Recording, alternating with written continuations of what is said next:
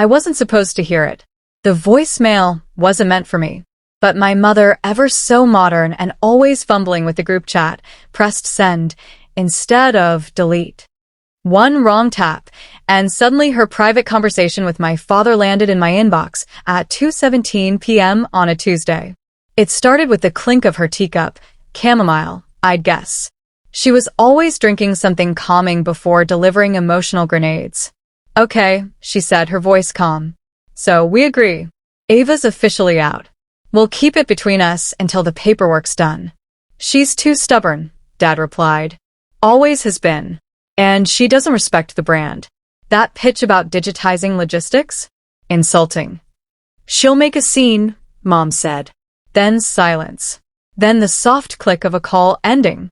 And that was it. No warning. No confrontation.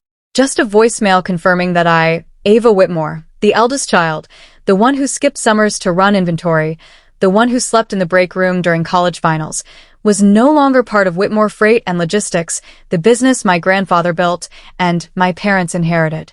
And now, I'd been erased by accident. I sat frozen on my couch, phone clutched in my hand like a live wire. Outside my apartment, the sun was still shining, the street still humming, the world still moving like nothing had shifted. But everything had. I didn't cry. I didn't scream. I hit replay 3 times. Each time, the truth only sharpened. They had planned this, discussed it, agreed. I was out. Without a word. Without a warning. And worst of all, they had sounded relieved. The next morning, I drove to the office anyway. Parked in my assigned spot, still bearing the VP development sign. I walked in through the side entrance, the one Dad had installed for me after I slipped on the main stairs during a snowstorm. No one stopped me. But I noticed small things. The way the receptionist didn't smile. The way my access card didn't unlock the HR suite. The way the intern, Brian, I think, stared at me like I was a ghost from a canceled sitcom. I walked past the conference room. Through the glass door, I saw my younger brother, Matt, seated at the head of the table. He was smiling. He was wearing my father's tie. And he was presenting something I'd built. I didn't interrupt. I left the building and drove home. Let me pause for a moment. If this story already feels too familiar, if you've ever been blindsided by people who should have backed you or erased from something you helped build, speech balloon, drop your story in the comments. Bell subscribe for more real, emotional, full circle storytelling, where the ones who get pushed out don't just fade away, they rise. Back to the story. That night, I played the voicemail for my best friend, Carla. She listened, eyes wide, lips pressed together. They just cut you out? She asked. Like a tumor, I replied. And they didn't even call to tell you? Apparently, they were planning to tell me after it was finalized. That's not business. That's betrayal. I nodded.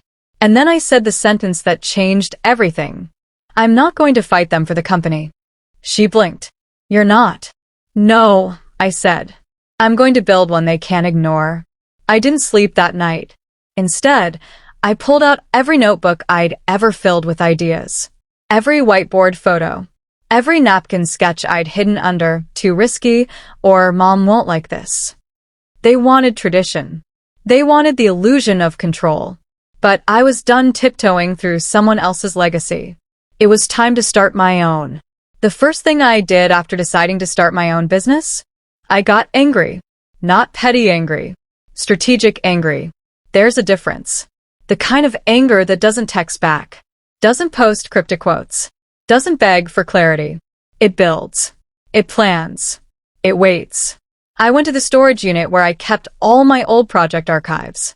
The place smelled like cardboard, stale ambition, and that faint electrical hum that buzzes around fluorescent lights. Inside were years of my work. Research on automation in regional shipping. Plans to create a digital dashboard for driver efficiency. Data on fuel cost optimization and route forecasting.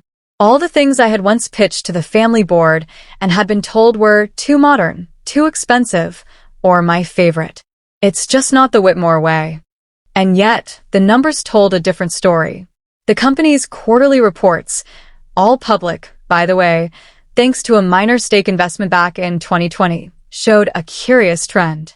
A sharp pivot toward operational tech innovation. A new consulting firm hired for digital transformation strategy. A project codenamed AvenueX. I froze. AvenueX. My initials. My file name. My model. They hadn't just pushed me out. They'd used me on the way out the door. I printed everything. Cross-checked contracts. Dug into who owned what. Then I called Carla. They're using my system, I said. So sue them. No. I'm going to compete. That week, I started LinksLogix. A lean, efficient, independent firm for fleet analytics and route performance. Same idea. Better execution. And most importantly, no inherited mess to wade through. I pulled together a founding team of two. Carla, who left her cushy position at a consulting firm, and David, a quiet genius coder I met during a failed pitch 3 years ago. We worked out of my apartment, lived on caffeine and conviction. Within 3 weeks, we had a prototype. Within 5, a beta client. By the end of the quarter, we had 12 contracts, 3 of which had once belonged to Whitmore Freight. One night, I got an email from Matt. Subject: so you're doing this now? Ava, Mom and Dad don't know yet, but I've seen the vendor shifts. Are you trying to tank us? Let's talk. Privately. I stared at it for a long time. Then I replied, no, Matt. I'm just doing what I was trained for. You're welcome. But the biggest shift didn't come from the market. It came from the audit. Carla flagged it during a research sweep. A buried line item in Whitmore's expense sheet for something called Westline Reserves. A private trust. Funded steadily. From a bank account labeled AEW Holdings. AEW. Ava Elizabeth Whitmore. My name. We traced the LLC to a Delaware firm. The kind set up for internal family allocations. In other words, off-the-books compensation, investment tools, or silent buyouts. Suddenly, the voicemail made sense. They weren't just cutting me out. They were cashing me out behind my back. I didn't call them. Not yet. This wasn't about confrontation anymore. It was about control. I hadn't been to Logie Corps West in 5 years. Back then, I was a second-row speaker behind my father's keynote, nodding politely while he said words like legacy, tradition, and stability, as if they were gospel. This year, though, I had the prime slot, right after coffee break, and directly before the Whitmore panel. My badge said, Ava Whitmore, founder, LinksLogix, not daughter of, not former VP. Just Ava. On my own. Carla handed me a protein bar and tightened the mic clip at my collar. You good? She asked. I'm not here for revenge, I said. No. I'm here to disrupt quietly and let the truth speak at full volume. She smiled. You really are terrifying when you're composed. The ballroom was packed, a clean grid of suits, laptops, and polished ambition. I stepped onto the stage as the lights dimmed, the way I'd practiced 100 times in my mirror. I didn't clear my throat, didn't scan for my family, didn't blink. Good morning, I said, voice calm and full. I'm Ava Whitmore, founder of LinksLogix, and I'm here to talk about what your fleet data already knows, even if your board doesn't. Laughter, light, intrigued. Then I clicked the remote. Behind me, a clean dashboard appeared. Route efficiency, 27% improvement. Cost savings, $870,000 per year. Fuel reduction, 19%. The crowd leaned forward. We've been testing quietly with 12 regional carriers, I continued. Not beta. Not trial. Deployed. And the results speak for themselves. I didn't have to say it. 3 of those 12 were former Whitmore clients. The whisper went through the room like a breeze through dry grass. Then I delivered the final slide. And starting next quarter, LinksLogix will be rolling out a driver-owned data initiative where frontline workers get compensated when their insights optimize operations. Because legacy is earned, not inherited. Applause.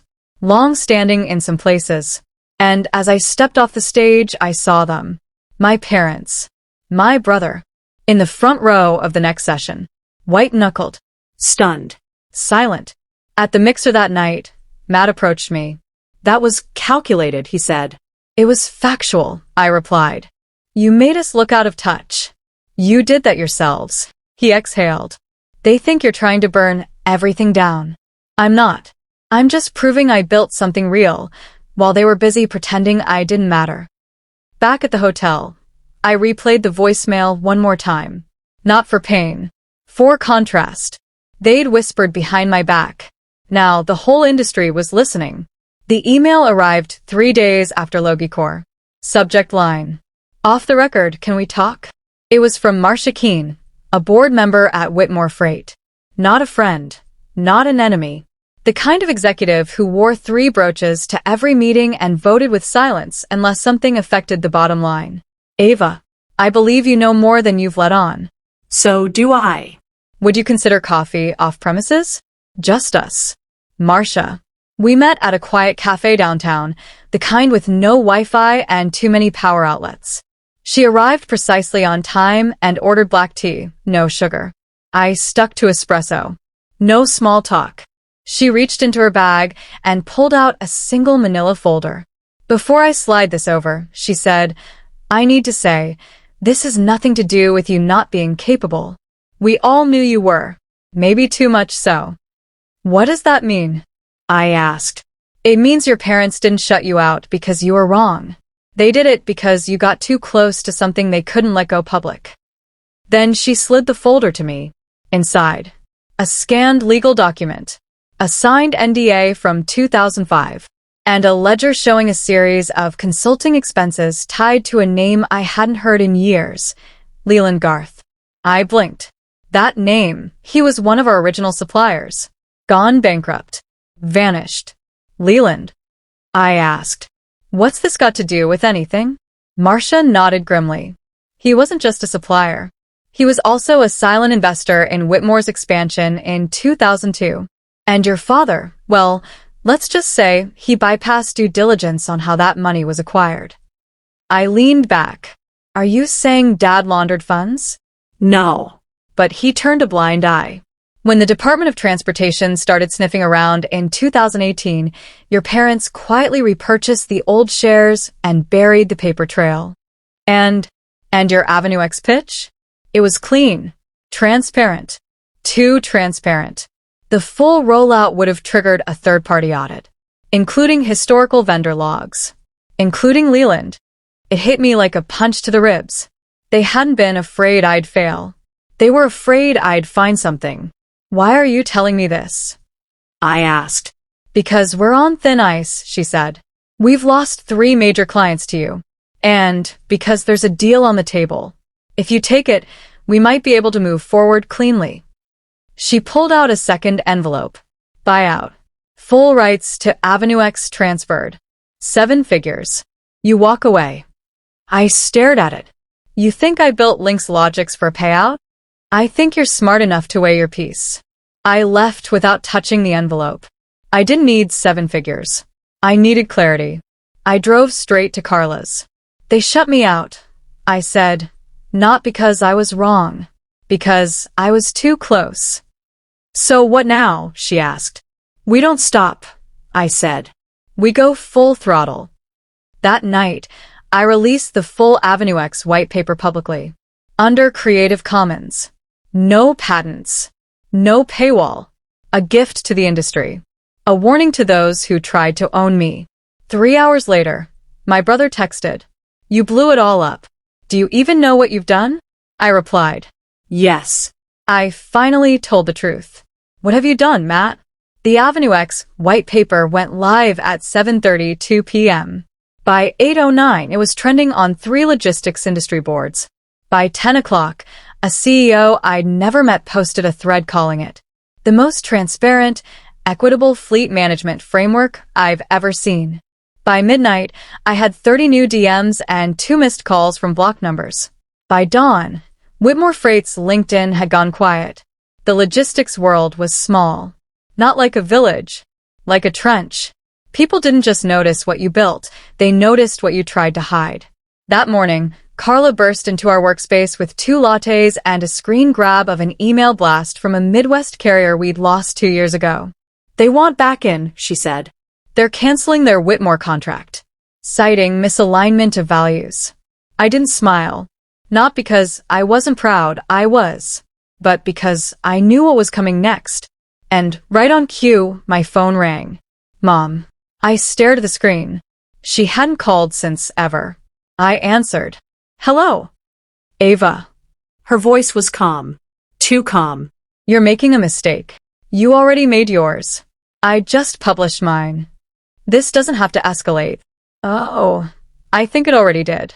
Silence. Then she said, I want to meet. Just us. We met at Clark's, the cafe near the old post office. Neutral ground. Too public for shouting, too small for pretenses. She arrived in beige, a calculated non-color. I wore navy. Power adjacent. We sat. No hug. You've caused a stir, she said, sipping her usual chamomile. I didn't cause anything. I documented it. You always had your father's tone. Cold when you're righteous. And you always had yours. Elegant when you're cornered. She exhaled. Do you want the company to fall apart? I didn't touch the company. I just stopped shielding it. She looked away. Then back. What if I offered you a seat? Not CEO. But a return. Quiet under new terms. Your name back on the door. I actually laughed. You think this is about a seat? You erased me. Lied. Benefited from my work. And now you want to buy back the illusion of unity. She said nothing. Then she said the one sentence that exposed everything. We did what we had to do. You were going to expose the Garth account. There it was. Not regret. Not denial. Confirmation. They hadn't acted in ignorance.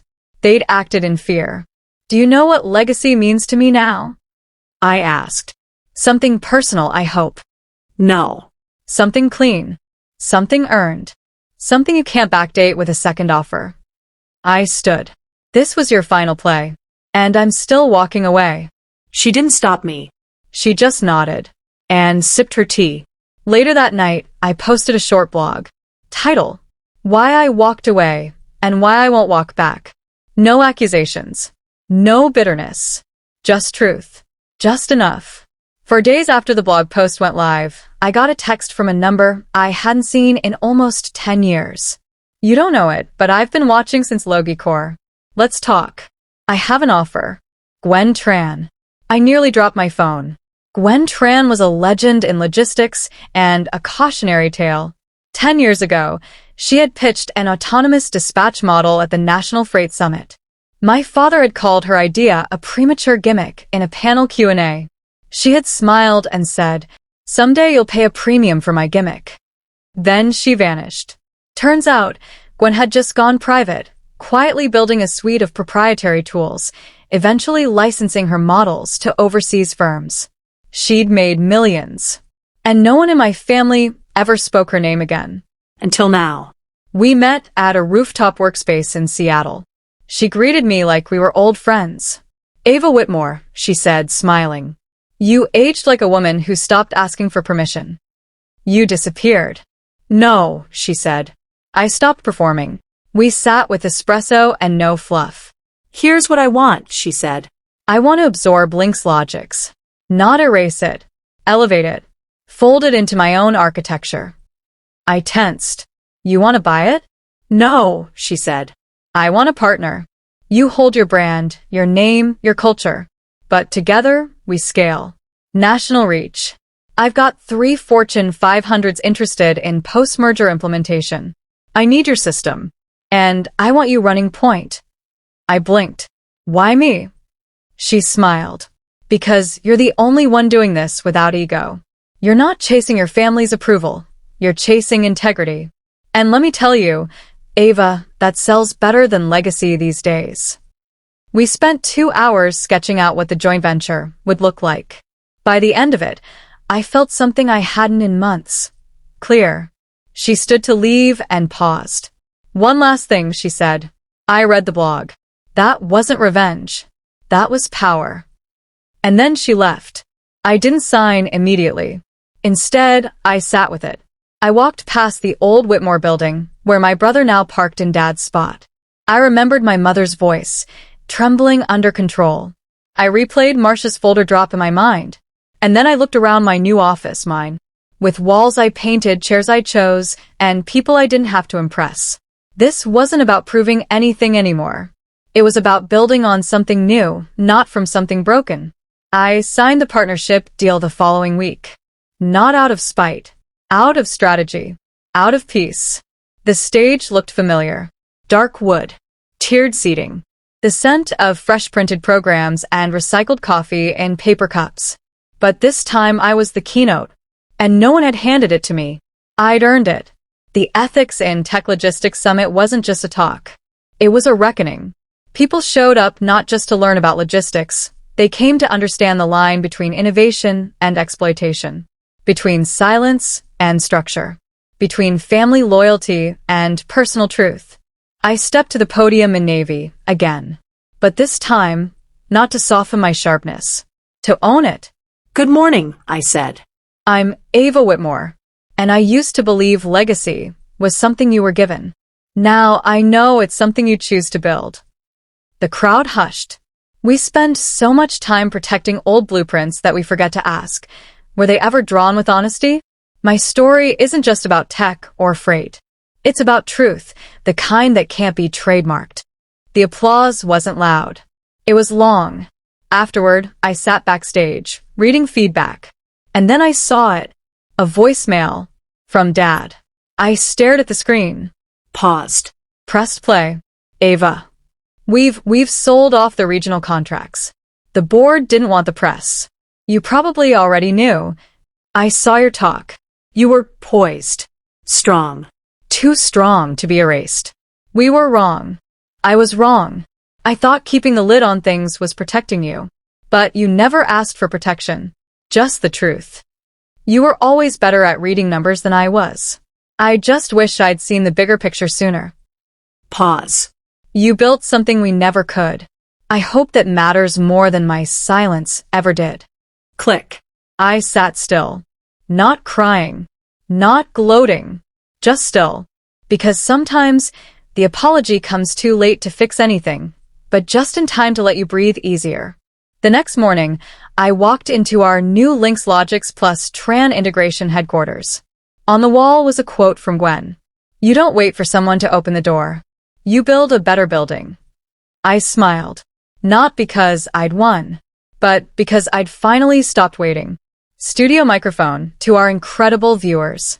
If you've ever been underestimated by people who were supposed to protect you, if you've ever chosen to rebuild instead of beg, if your greatest revenge is your success, subscribe to the channel for more full circle, slow burn storytelling that honors your truth. Speech balloon and drop your story in the comments, because legacy is best when it's shared, not stolen.